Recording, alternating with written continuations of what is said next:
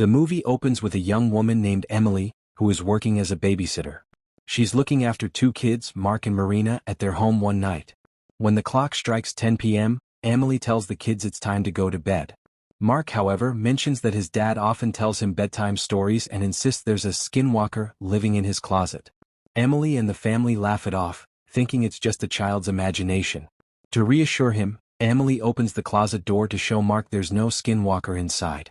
After tucking the kids into bed and closing their bedroom door, Emily heads downstairs. She turns on the TV, starts watching a movie, plays some music, and begins dancing around the living room to unwind. A little while later, she pulls out a cigarette to smoke, but just as she's about to light it, she hears the garage door opening. Assuming the kids' parents are back, she quickly hides the cigarette in her pocket and heads to the garage to check. To her surprise, no one is there, leaving her puzzled about how the garage door opened on its own. Curious and a bit uneasy, Emily steps outside to investigate further. On the street, she stumbles across a dead dog, which confuses and unsettles her even more. She wonders what's going on. Back inside the house, she notices a teddy bear with a note attached to it, saying she's very beautiful. Emily is taken aback and assumes the kids are playing a prank on her. She heads to Mark's room to confront him, but finds him fast asleep. She then checks on Marina and asks if she's behind the note. Marina denies it, insisting she didn't do anything, but Emily suspects the little girl might be lying. As she leaves Marina's room and closes the door, Emily spots a pile of photos scattered on the floor. She picks them up and heads back to Mark's room, where she finds the same teddy bear, this time with BMI written on it. Now thoroughly confused, Emily starts to wonder what's happening in this house. Suddenly, she senses someone else is in the house. She rushes to Marina's room and finds the girl tied up, instantly realizing an intruder must be in the house. Panicked, Emily runs downstairs to call the police, but discovers the phone line has been cut. At that moment, the TV flickers on, revealing a camera feed showing a masked killer. Before she can react, the killer appears behind her, attacks her, and the scene cuts abruptly. The story then jumps forward a few months, introducing us to a new character, Dina, who has just returned to her hometown after several years. While walking through town, she runs into two friends, Chad and Willis. Chad, a videographer, starts playfully recording Dina, but Willis tells him to stop, pointing out that she's only just arrived. Chad backs off and leaves. Dina heads to a store to pick up medication for her father, where she spots the area's forest ranger. Meanwhile, the local sheriff, named Sheriff, receives a mysterious package at his home. Inside, he finds a garage door opener remote. Curious, Dina visits her old friend Heidi, and the two catch up after years apart. Heidi reveals she's been working as a babysitter, looking after the sheriff's son. She explains that the sheriff's wife died in a tragic accident, leaving him to raise his son alone, which is why Heidi was hired to help. At the same time, the sheriff and his deputy begin investigating the case tied to the earlier events. The sheriff shares that someone is trying to send him a message through the mysterious package. When he tests the garage door remote, it opens the garage of the house where Emily was murdered, confirming that someone wants him to track down the killer. Meanwhile, Dina visits her mother, who's thrilled to see her and urges her to reconnect with her father.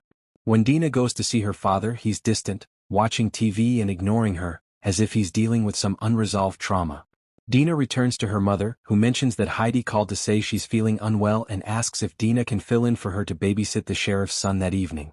Back at the police station, the sheriff receives another package, this time containing a videotape labeled Night of Terror. When they play it, they see it's recorded from the killer's perspective, showing the murder of a young man who was on a trip months earlier. Initially, the deputy thinks it might be a prank or a snuff film, but the sheriff insists it's real evidence of a murder they previously thought was an accident. The tape proves the young man was deliberately killed, meaning a serial killer is recording their crimes. Heidi calls Dina to confirm her mother's request, pleading with her to take over the babysitting job. Though reluctant since she's just returned to town, Dina agrees out of friendship. Meanwhile, the sheriff and his deputy discuss the case, concluding that the same person who killed Emily also killed the young man. They're dealing with a serial killer who's still at large. While driving, they encounter the forest ranger, Elizabeth, who mentions finding a dead dog on the road, which she assumes was hit by a car. When the sheriff asks her about the young man's death, she says his body was found in the forest, likely from a fall. Suspicious but without clear answers, the sheriff moves on. The sheriff and deputy visit the site where the young man's body was found, and they discover another box containing a videotape. This tape shows Emily's murder, revealing that the killer was in the house with her the whole time, stalking and eventually killing her. While reviewing the tape, they notice a car in the background with Rock On written on it, Chad's car. This clue leads them to arrest Chad for questioning. Meanwhile, Dina arrives at the sheriff's house to babysit his son. Max asks why Heidi isn't there, and Dina explains that Heidi is sick. To bond, she suggests Max show her around the house, which he agrees to do excitedly. At the police station, the sheriff and deputy interrogate Chad, asking how long he's been committing these murders. Chad denies everything, demanding a lawyer and insisting he's innocent. Back at the sheriff's house, Dina and Max play hide and seek. Max shows her a walkie-talkie he uses to talk to Heidi and shares memories of his late mother, showing Dina her photo. When Dina asks about the basement, Max says no one goes down there. Curious, Dina insists on checking it out, where she finds the sheriff's wife's belongings, including her wedding dress. Startled by a shadow, she quickly heads back upstairs. Meanwhile, the sheriff decides to investigate Willis's home without a warrant, despite the deputy's objections. At the house, Dina and Max continue playing hide and seek. While searching for Max, Dina hears dogs barking outside and sees a figure in the distance. Thinking it's Max, she checks via the walkie-talkie, but Max confirms he's still inside, hiding. The figure vanishes, leaving Dina unnerved. The sheriff calls to check on Max and Dina assures him they're fine, mentioning they're playing hide and seek. The sheriff returns to interrogating Chad, who continues to deny involvement in the murders. Later, Dina hears strange noises outside the sheriff's house. She grabs a flashlight and steps outside, only to find another dead dog. Hearing the door slam shut, she assumes it's the wind and rushes back inside, locking the door. Unbeknownst to her, the killer has already entered the house. Dina calls animal control to report the dead dog, then hears more noises inside. She checks Max's room but he's gone. Hearing the TV turn on downstairs, she shuts it off, growing increasingly paranoid about what's happening. At Willis's apartment, the sheriff finds adult content and a camera setup, suggesting Willis might be involved in shady activities. Dina calls Heidi to vent her fears, but the call cuts off when someone knocks on Heidi's door. Back at the sheriff's house, Dina hears noises from the basement and decides to investigate. She finds the sheriff's wife's wedding dress laid out, which terrifies her. Meanwhile, the sheriff confronts Willis at his apartment, arresting him after a brief struggle. Dina tries calling Heidi again but there's no answer. She finds a newspaper clipping about the sheriff's wife's accident, deepening her unease. At the police station, the sheriff plays another videotape found at Willis's home, which shows the sheriff's wife's accident was actually a murder. The killer recorded himself brutally killing her by smashing her face into the steering wheel. Enraged, the sheriff confronts Willis, nearly shooting him, but Willis insists he's innocent. Meanwhile, the killer, still in the sheriff's house, begins recording Dina. As he approaches her with a knife, Dina, speaking through the walkie-talkie, lures him closer, then ambushes him from behind, knocking him out. At the police station, a bomb threat at a shop pulls the entire squad away. When the killer wakes up, he's tied up in front of the TV, which is playing Emily's murder. Dina appears on the screen wearing the killer's mask, declaring she knows who he is. She reveals the killer is Elizabeth, the forest ranger, and that Emily was her sister. Dina explains she set a trap to catch Elizabeth, having sent Max to Heidi's house with Willis's help.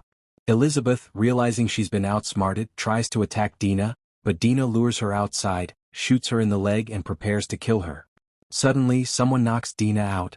It's Chad, Elizabeth's lover and accomplice in the murders. The sheriff tries calling home but gets no answer, realizing something's wrong. Chad and Elizabeth bring Dina inside, tending to Elizabeth's wound. Dina reveals she suspected Elizabeth after noticing her behavior at Emily's funeral and finding incriminating videotapes at her house. As Chad picks up the walkie-talkie to respond to Willis, it explodes, killing him instantly. Dina had rigged it with a bomb. Elizabeth, enraged, attacks and knocks Dina out. When Dina regains consciousness, she's tied up, and Elizabeth is recording her, showing her Emily's murder tape and stabbing her in the leg, vowing to kill her slowly. Just as Elizabeth is about to finish Dina off, the sheriff arrives and shoots Elizabeth. Before dying, Elizabeth claims Dina is the real killer, responsible for his wife's death. The sheriff, seeing through her lie, kills her. He frees Dina, who explains her plan. She sent the boxes and tapes to lead the sheriff to Elizabeth, avenging her sister's death. She also admits to killing Chad but argues she avenged the sheriff's wife too. Reluctantly, the sheriff agrees to let her go, framing Elizabeth and Chad for the murders and claiming they fled. The police accept this story, believing Elizabeth is missing, though she's actually dead. The movie ends with Dina holding a farewell ceremony for Emily, attended by the sheriff and Max. The story concludes with Dina's quest for vengeance complete.